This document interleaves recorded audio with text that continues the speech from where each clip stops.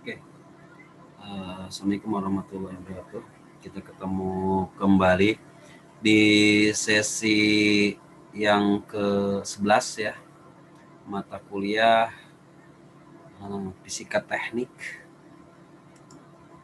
Kita akan membahas tentang induksi elektromagnetik, yang dimana di dalamnya ada hukum induksi Faraday dan hukum Lenz.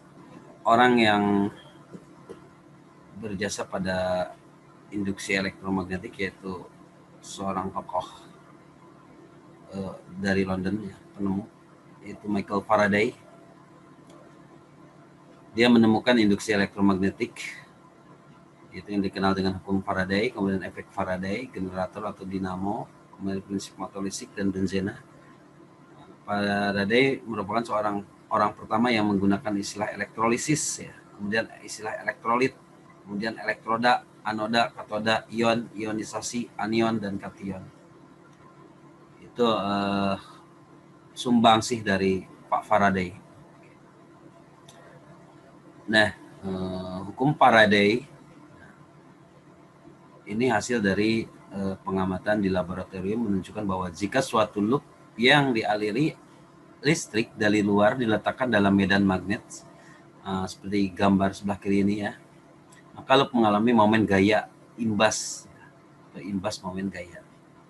Ya, tahu. Oke. Untuk sebaliknya, jika loop tanpa aliran listrik diletakkan dalam medan magnet kemudian diputar, diputar, maka akan timbul arus listrik imbas. Nah, untuk hukum Faraday,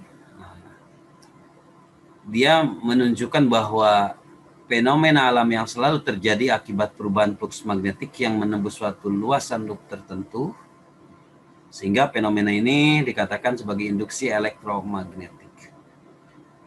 Dia menyatakan bahwa gaya gerak listrik yang disimbolkan dengan simbol epsilon sebanding dengan flux magnet ya, dan berbanding terbalik dengan waktu.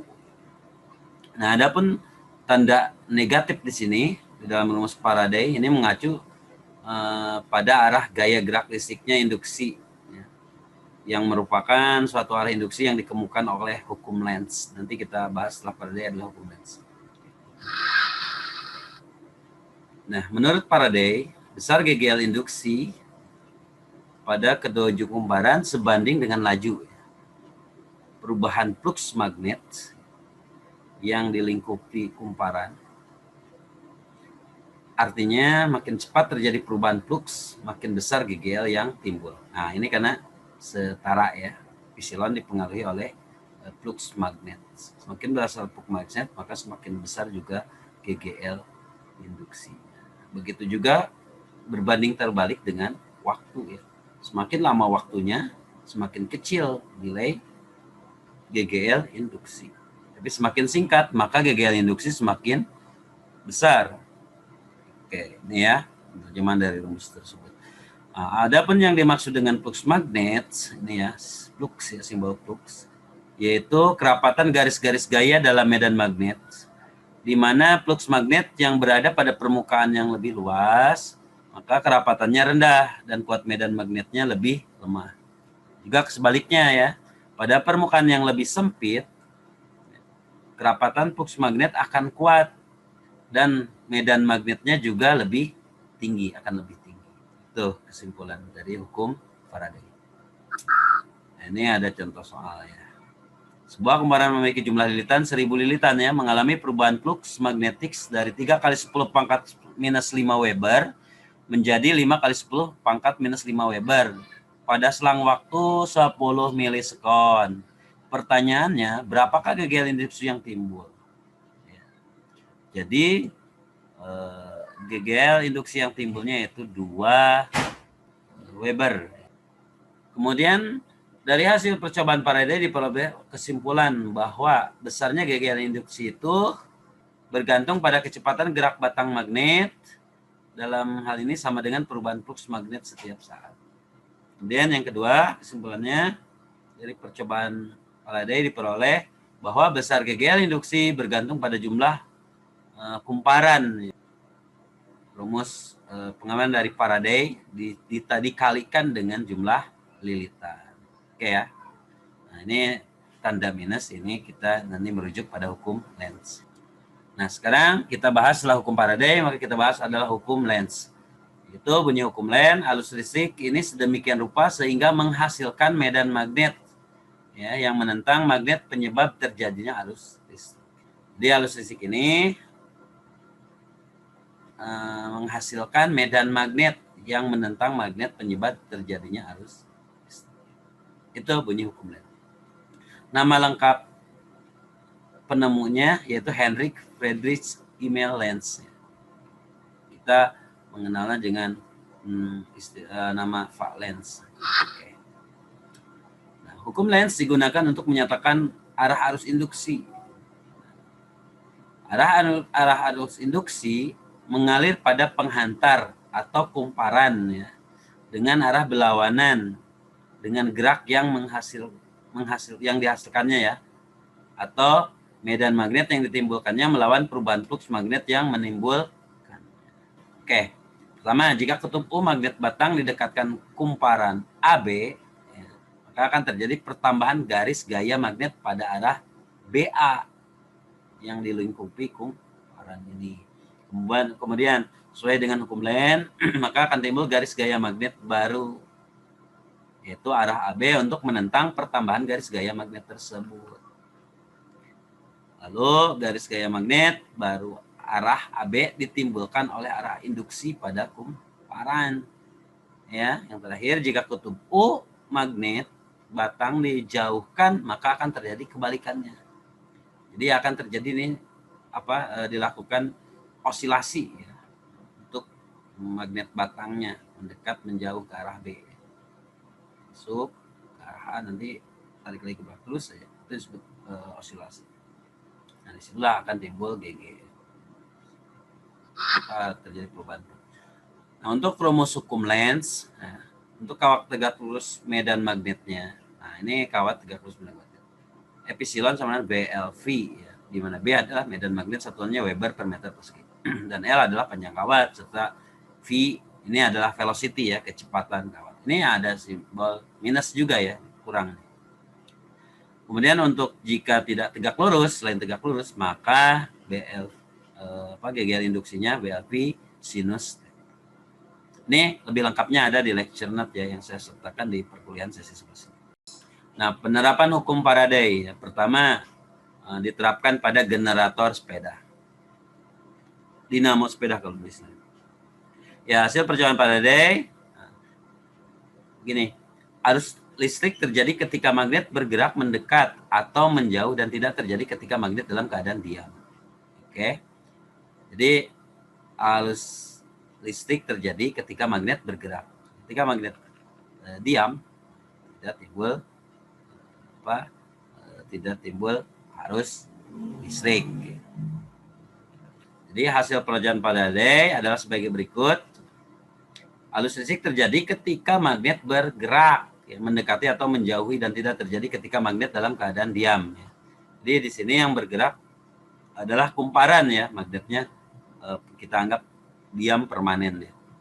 Jadi kumparan sekarang bergerak kalau di generator. Kemudian dari gerakan kumparan ini sehingga menimbulkan arus listrik gitu ya. Itu prinsip kerja generator. Kemudian gerakan magnet mendekat dan menjauh menimbulkan perubahan medan magnet. Dengan demikian arus listrik yang terjadi karena adanya perubahan medan magnet. Oke. Jadi adanya perubahan medan magnet. Itu kesimpulannya. Maka makin cepat perubahan medan magnet terjadi, arus yang timbul semakin besar. Artinya kecepatan perubahan flux magnet dipengaruhi besar kecil arus listrik. Arus dan beda potensial akibat perubahan flux magnet dinamai arus dan tegangan induksi. Jadi pada generator itu arus dan tegangannya disebut arus dan tegangan induksi. Nah, gejala timbul arus dan tegangan akibat perubahan flux magnetik dikenal dengan istilah induksi elektromagnetik. Jadi induksi elektromagnetik itu merupakan gejala timbulnya arus dan tegangan ya akibat perubahan flux magnet. Ini penerapannya pada generator. Ini konsep secara sederhana ya. Nanti bisa kita tambahkan pada aplikatifnya tidak membentuk 180 derajat tapi 90 derajat atau bahkan 45 derajat. Jadi akan semakin banyak lilitan. Yang kedua yaitu penerapannya pada generator arus arah ya. Prinsip kerja generator ini sama dengan yang seperti tadi ya di awal. Jadi prinsip dasar generator arus AC atau bolak-balik menggunakan Faraday, dia menyatakan jika batang penghantar berada pada medan magnet yang berubah-ubah, maka pada penghantar tersebut akan terbentuk gaya gerak listrik GGL. Besar tegangan generator bergantung pada kecepatan putarnya. Ya. Jadi N besar di sini adalah kecepatan putar ya, bukan jumlah lilitan. Yang kedua, jumlah kawat pada kumparan yang memotong flux. Nah, jumlah kawatnya ini Z ya. Kemudian banyak flux magnet yang dibangkitkan oleh medan magnet disimbolkan di sini F. Kemudian konstruksi generator C ya disimbolkan. Nah, sehingga generator arus bolak-balik ini terdiri dari dua bagian utama ya. Pertama stator. Itu bagian diam dari generator yang mengeluarkan tegangan bolak-balik. Ya, stator. Yang kedua rotor. Nah, ini bagian yang berputar.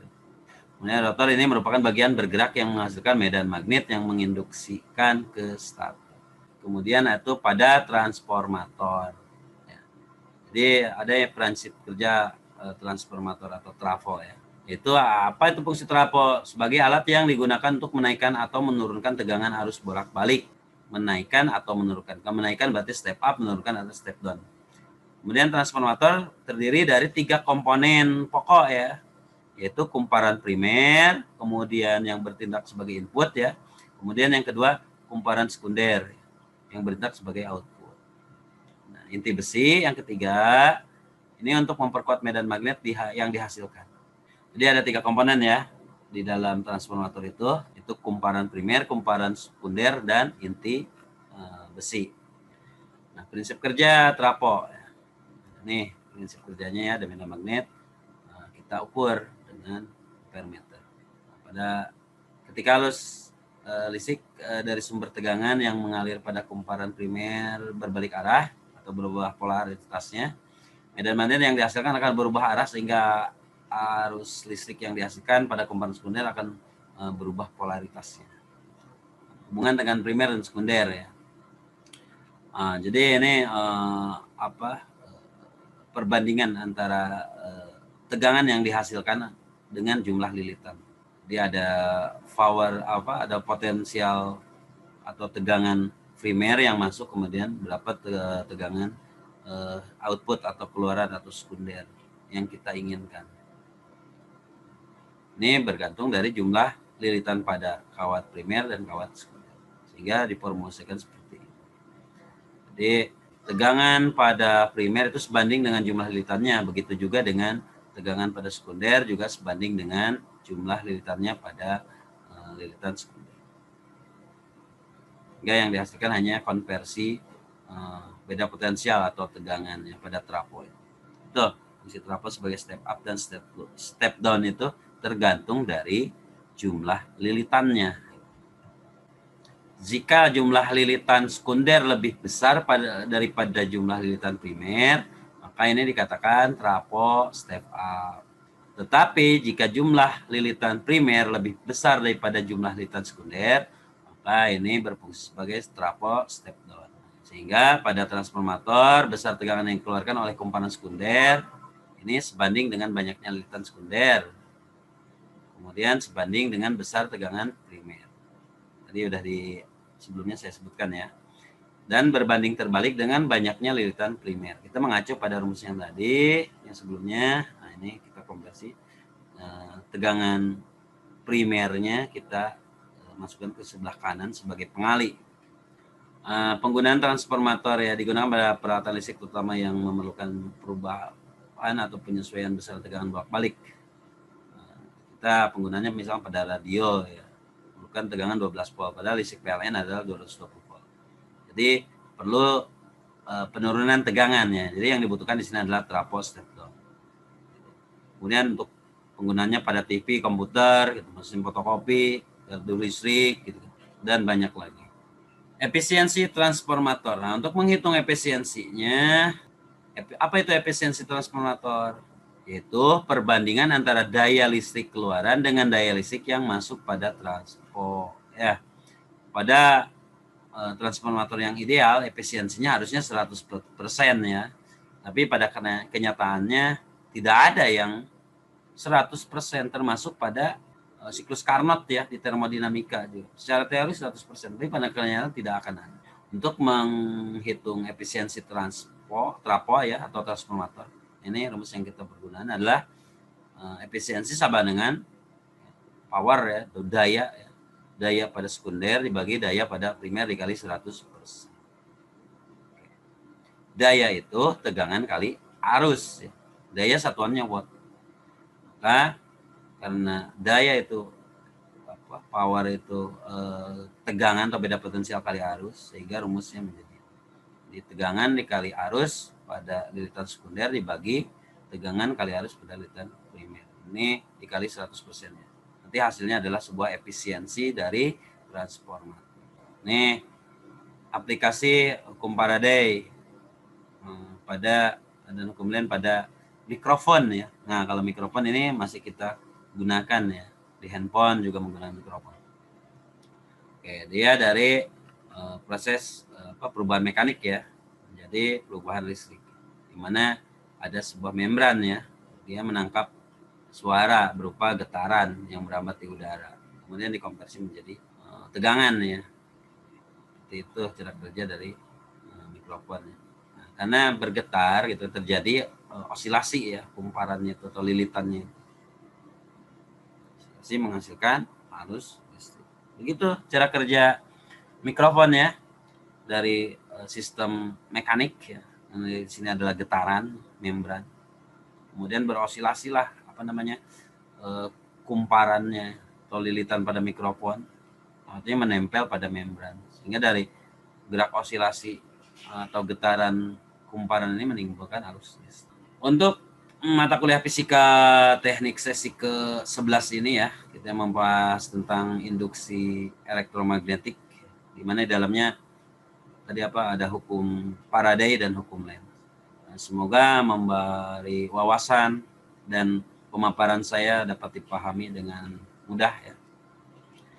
Untuk mahasiswa teknik elektro ya, tadi cara kerja trapo, cara kerja mikrofon.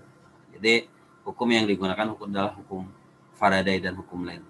Kemudian prinsipnya adalah induksi elektromagnetik. Untuk pertemuan kali ini saya cukupkan. Silahkan Anda kerjakan tugasnya, Anda kerjakan kuisnya, dan lecture note-nya juga dibaca ya, serta harus dipahami. Karena itu nanti akan keluar di bagian UAS ya, soal di UAS.